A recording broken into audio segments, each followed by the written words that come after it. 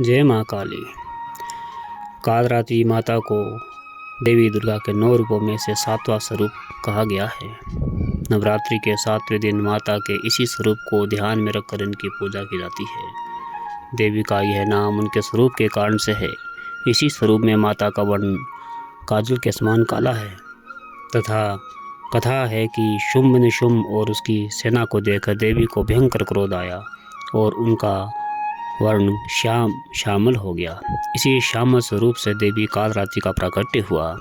देवी के कालरात्रि की 4 भुजाएं हैं। ऊपर की दाहिनी भुजा में माता भक्तों को वर प्रदान करती है और निचली दाईं भुजा से अभय देती है, जबकि बाईं भुजा में माता खड्ग और कंटीला मूसल धारण करती है।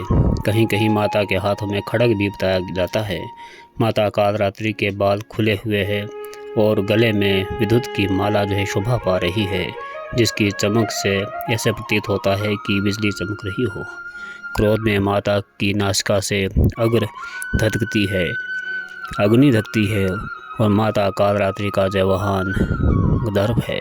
माता कालरात्रि के से भयंकर स्वरूप को देखकर असुर और नकारात्मक शक्तियाँ भयभीत होती है, लेकिन माता कालरात्रि भक्तों पर परम अनुकंपा दर्शाने वाली है, भक्तों के लिए सुलभ है।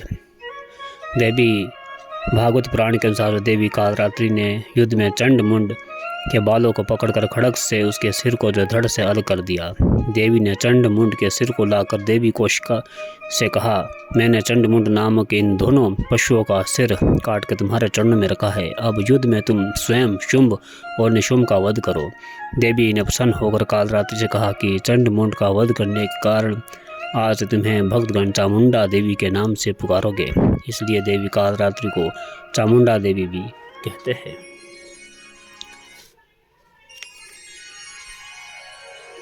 यह कालीमठ का सुंदर स्थान है। आप भी कालरात्रि के इस 7वें नवरात्र में माँ भगवती के कालीमठ के दर्शन कीजिए। यह माँ काली का बहुत सुंदर स्थान है। कहा जाता है कि रक्त बीज के वध करने के उपरांत माँ भगवती ने यहीं समाहित हो गई थी और यहाँ इस कुंड के रूप में पूजित होती है।